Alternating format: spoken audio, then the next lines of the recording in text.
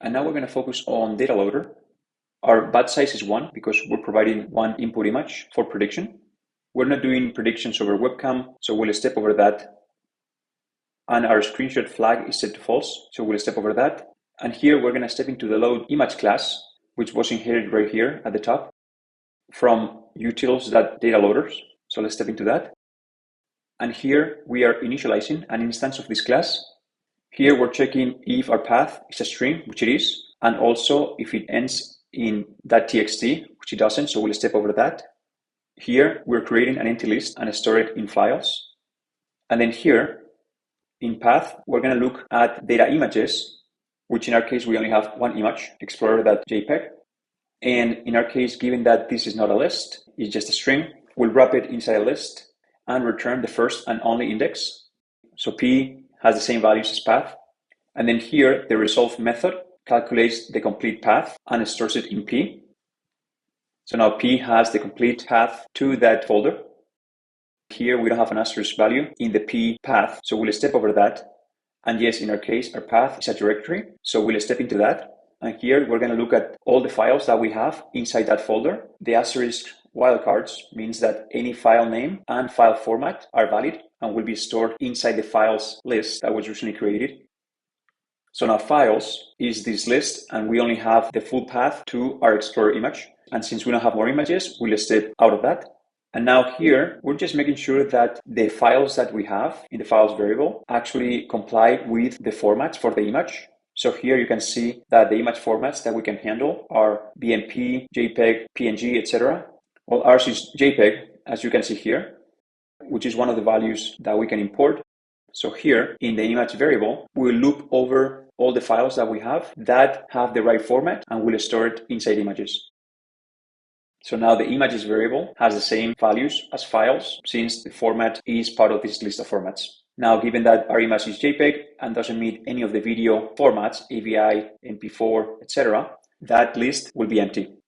You can see videos is an empty list. And then here, we're just calculating the number of images and store it in NI. So NI will be 1 and NV will be 0.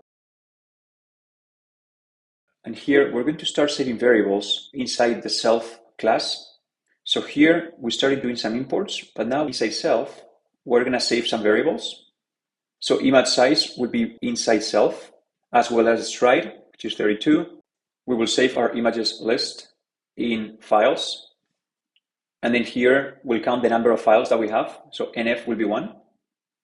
We'll be setting some video flags. Given that this is 1, we'll have 1 false. And given that this is 0, we'll have that. So we'll have false for video flag. Our mode will be image. Auto, which was defined here as true, will be saved as a Boolean. And then transforms, I believe that is set to none.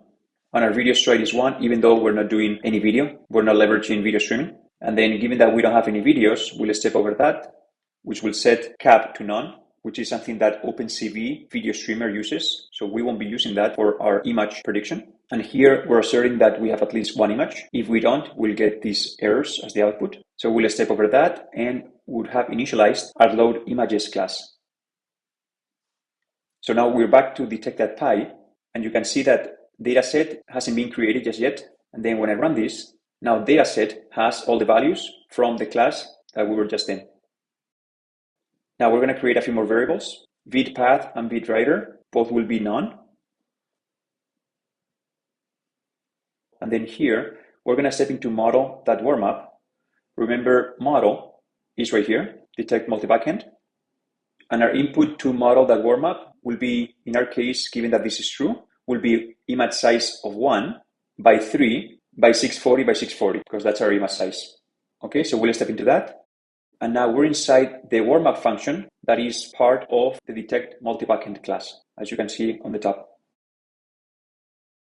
So now here, we're going to check if our model is one of these. So here in warmup types, we're going to print true or false, depending on the model that we have. And warmup right here was set to true, and then the rest of the formats false, because we're not using any of these formats, only the PyTorch model. And then here, if we have any of those models, which we do, and we are not using the CPU for inference, well, we are. So in that case, we will step out of this, and we will not be performing model warmup at this moment. So we'll step over that and come back here. and nothing has happened since we didn't meet the previous condition. Now here, we're going to create 3 timers. So let's step on the first one to take a look. So here we're inside general.py.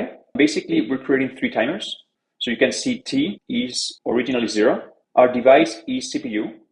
And then when we run these functions, we'll be setting up the time, which in our case, given that we're not using CUDA, we'll get the current time and start in start.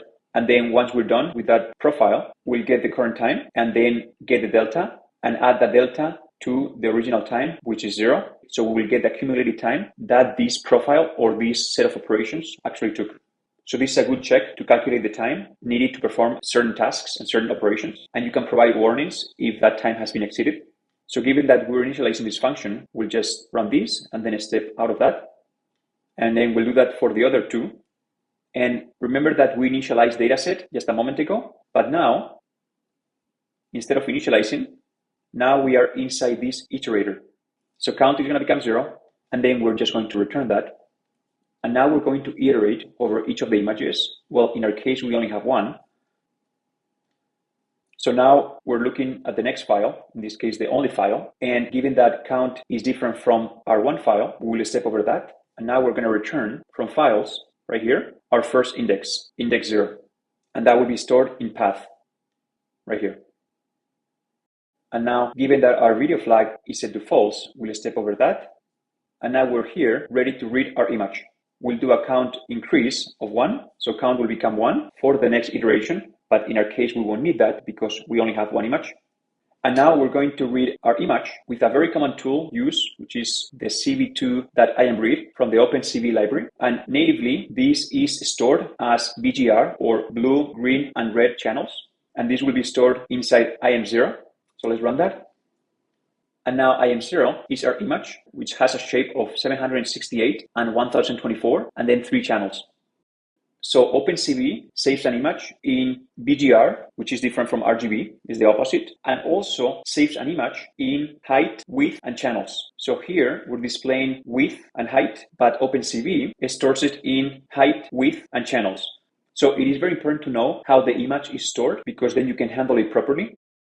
And then here we're asserting that we have an image, otherwise we'll print image not found. And then here in the variable s, we're going to save a string with the values image 1 out of 1 and then the path. So we'll run that and s has been created here. And now since transform is set to none, we'll step over that.